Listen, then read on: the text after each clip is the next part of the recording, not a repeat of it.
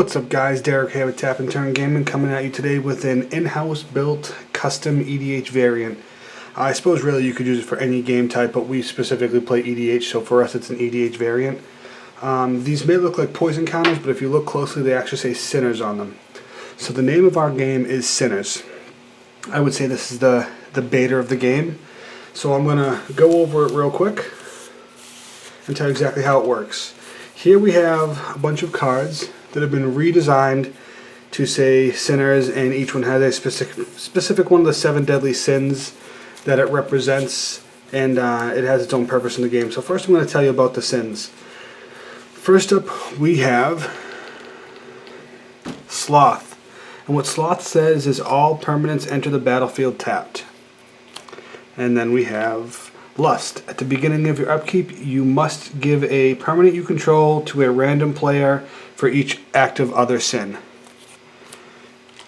Then we have Gluttony. Whenever a permanent you control becomes tapped, it is not untapped during your next untap step.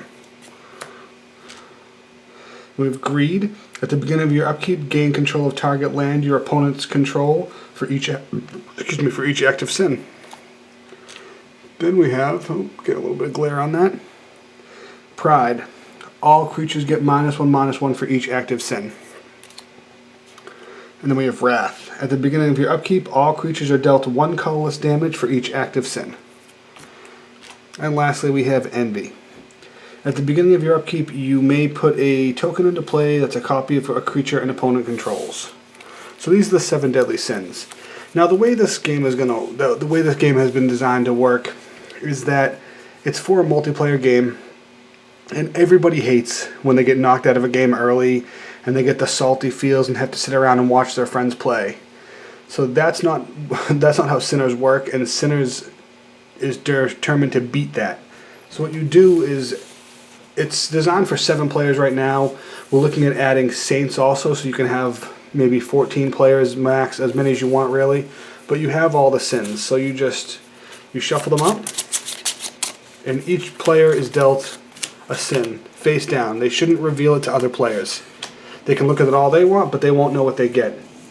And they sit there face down forever. Now if a player gets eliminated, they activate their sin.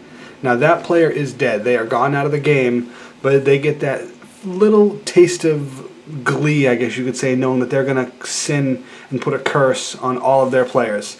So for instance, the one I just flipped up right here was Sloth. So with Sloth on the board, that would mean all permanents enter the battlefield tapped. Now these will function like an emblem. You can't get rid of them. They're going to be here forever for the duration of the game. It's going to make it harder for every other player to win and more chaotic for every other player. So then another player gets eliminated, and it was the player who has Pride. So all creatures get -1/-1 for each active sin, which means right here, since there's 2 active sins, all creatures enter the battlefield, all permanents enter the battlefield tap rather, and all creatures get a -1/-1 for each active sin. So they're going to get a -2/-2. And then another player gets eliminated, and they activate their sin. Well, at that point, I guess this player would win the game because they were the last one in.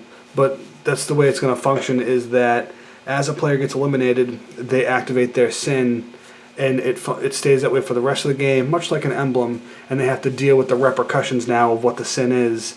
The remaining players have to deal with the repercussions. So if you have 5 or 6 sins going, it's just going to make it so hard for the other players to win. And that's why it's called Sinners, because the ones who are left in the game are the sinners. The ones who are dead and gone, well, they're not the sinners. So this is just our idea. This is, again, it's in basically a beta test. We're trying to just test it out and see how it goes, see what people think about it, if they'd like the Saint version also in it, so that there's sometimes positive effects when you die rather than just having the negative effects, or if people like the idea of having the negative effects. But just let us know what you think. We'd really love to get some feedback on it, some tweaks, some ideas, anything really that you guys think would be cool we want to throw in at some point. But this has been Derek with Tap and Turn Gaming.